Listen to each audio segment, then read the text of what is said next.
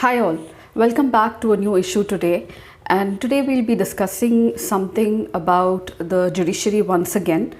So last time we done memorandum of procedure, and today there's a question raised upon the name that has been cleared by the collegium as the appointment of an additional judge of the Madras High Court. So questions have been raised against the clearing of the name of Victoria Gowri as an additional judge of Madras High Court. So this is the issue today we are going to deal with, and certain questions and issues that have been raised with this. Let's look at some of the important points. So the central government recently cleared the appointment of two judicial officers and 11 advocates as additional judges of the High Court of Allahabad, Karnataka and Madras. So among them, the names of Lakshmana Victoria Gowri was also cleared, and this has been in news. Now, can we have acting or additional judges of the High Court and the Supreme Court? Yes, we can. These are constitutional offices. And for the High Court, Article 224 of the Constitution speaks that there can be acting and additional judges of the High Court. So, in what circumstances can the President of India, who appoints the judges, decide whether the High Court needs additional or acting judges? So, if there's a temporary increase in the business of the High Court, or there is increase in areas of work, then the President feels that the number of the judges in the existing High Court are not sufficient to deal with this, then he may appoint duly qualified persons as additional judges of the High Court, and they hold office only for a period of 2 years. So what are the qualifications of the judges of the High Court? Article 217 of the Constitution and Article 124 of the Constitution deal with the qualifications of the High Court and the Supreme Court judges. To be a High Court judge, the person should be a citizen of India and must be holding 10 years of judicial office in the territory of India, or he should have been an advocate of a High Court or 2 or more courts in succession for 10 years. So what's the issue all about? Now, Victoria Gowri's name has been cleared to be appointed as an additional judge of the Madras High Court. And while she was just taking the oath of office, there has been a slew of petitions by a huge number of advocates from the Madras High Court going to the Supreme Court, asking them to actually stop the appointment of Advocate Gowri as the additional judge of Madras High Court. So the Supreme Court declined to intervene in this issue and did not entertain the petition.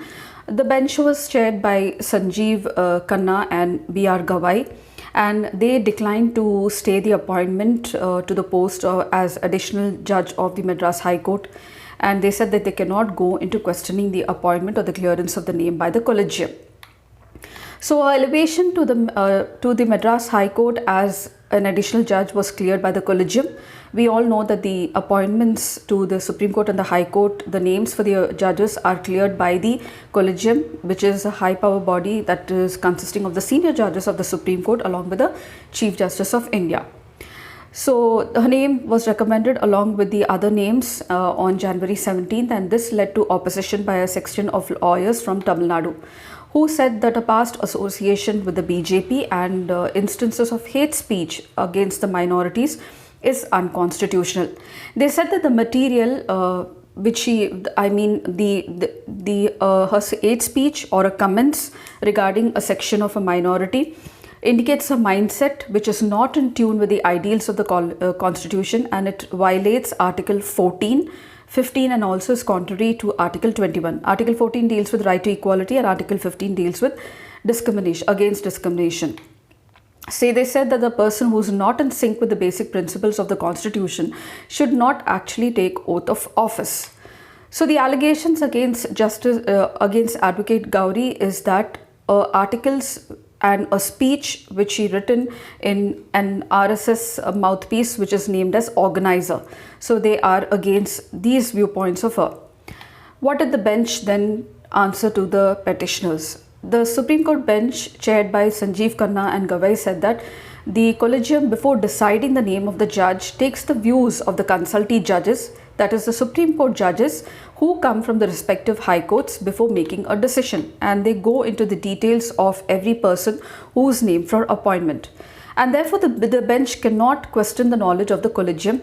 The Supreme Court Collegium, again let me remind you, is a panel of senior most judges who decides the appointments to the High Court judiciary, and the President appoints them. So the big question now is that they have been demanding the scrapping of the appointment or putting a stay on the appointment of Gowri as an additional judge. So has this happened in the past, or can the judge's appointment be squashed? So there has been only a singular instance in history, let me tell you, in 1992, when the appointment of a High Court judge was squashed by the Supreme Court. So the Apex Court squashed the appointment of a state government officer, declaring him to be ineligible as a member of the judicial service of that state to be appointed to that particular High Court. And however, the High Court where he was going to be appointed restrained him from taking oath of office.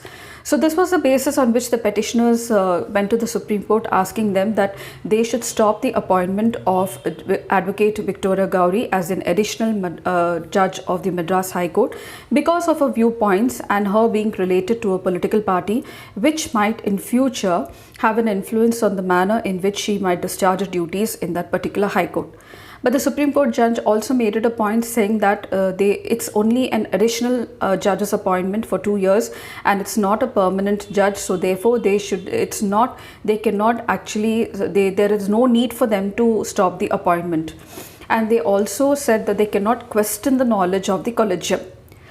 So is it that if persons who have certain political affinities or a viewpoint or a background, they should not be judged, cannot be appointed as judges? So this was the next big question which was posed in the Supreme Court. The bench said that people with political backgrounds have been judges in the past. So just because of their viewpoints and the expression of their viewpoints, you cannot judge a person that he will discharge his duties in the similar manner. There might be instances where he might have given its viewpoints which might not be favorable to the opposite party, and you cannot judge a person saying that just because of their viewpoints, their administrative career or the manner in which they discharge their functions in their office will be influenced by those very viewpoints. And the bench went on to give instances of many judges having political backgrounds. So the bench said that people with political backgrounds have been judges in the past. They gave certain instances as well. So there have been cases where people with political backgrounds have taken oath as judges of the Supreme Court and the High Court. A judge, the Justice Gowri itself, who was on the bench along with Sanjeev Khanna, said that he had a political background and has been practicing as a judge for the last 20 years. So just because of his political affinity and his ideology, it cannot be said that he should not be appointed as, you cannot appoint a person as a judge. And thus the political views at any point of time cannot influence the manner in which decisions are taken. That was the bench, that's what the bench said. They also gave instances of Krishna Iyer, who was a minister in the communist-led party of Kerala government. They gave instances of Hegde, who was a Lok Sabha member, and also of Justice P.B. Sawant, who was a member of the Peasants and the Workers' Party as well. Other instances are Rama Joyce and Rajinder Sachar, who had political backgrounds. So the bench said that opening up the questions regarding the suitability, merit or selection process of the collegium would open up a new jurisdiction of a bench questioning the very knowledge of the collegium, who actually decides on the names of the persons to be selected or appointed as judges of the Supreme Court and the High Court. And this would end up doubting the selection process or the decision of the collegium, and it would open up a very new jurisdiction which has not been done priorly, and they did not want to go into the question as of now. So as I said, the Constitution speaks of additional and acting judges for both the High Court and the Supreme Court. Now, there are major questions that were raised is that can a person with a history of a hate speech be appointed as a judge of the Supreme Court and High Court? Very recently, the Supreme Court called upon the government, telling them to recognize hate speech and bring out a law to deal with hate speech as well. So that's a different issue. But here the issue is, can a person with a history of hate speech at one instance be appointed as a judge of the High Court or Supreme Court? Because the petitioners were saying that it's just not opinion, but the judge, Advocate Gowri, actually had an hate speech towards the minorities. And that's what they had a problem with. The next question, number 2, is can the collegium, does the collegium go into the details of the persons who are appointed, and can the knowledge and the selection of the collegium be questioned? So this is the second question. And the third very question is, can the appointment of the person whose names are cleared as High Court or Supreme Court judges be scrapped? So three very important questions regarding the judiciary. Hate speech has been in news, and now it's an allegation of hate speech regarding a very name that has been cleared by the collegium and cleared by the government. So Victoria Gowri, who has been appointed as the additional judge of the Madras High Court. So that's the most important point. History of hate speech regarding persons who are being selected. And the other thing is collegium. Can they question the knowledge of the collegium? So as I told you previously also, when I was discussing memorandum procedure, that the collegium is criticized because of its secrecy surrounded on what on what basis do they decide on the names to be appointed as judges of the Supreme Court and the High Court.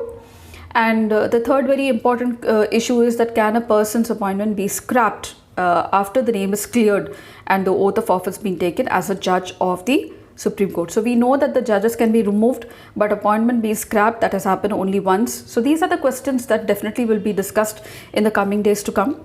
But until here, I hope this information was really helpful to you all to lay the foundation for you to understand the upcoming events and also to answer questions related to this in your mains. This topic is important because we have in GS paper 2, that is functions of judiciary, there's functioning and the recent issues that have been coming up with regard to judiciary. Collegium is in news, memorandum of procedures in news. Now we have hate speech now we have another thing questioning the collegium's knowledge and selection process. Another thing is, can the name of the judge, can a person's appointment be scrapped? We know they can be removed, but can the appointment actually be scrapped? So that's another important issue that is now making rounds. If you did like, please comment, share and subscribe and follow me for further updates. I'll be coming up again in my next video with the preliminary questions for 2023. Stay tuned, and until then, it's happy learning. Bye-bye.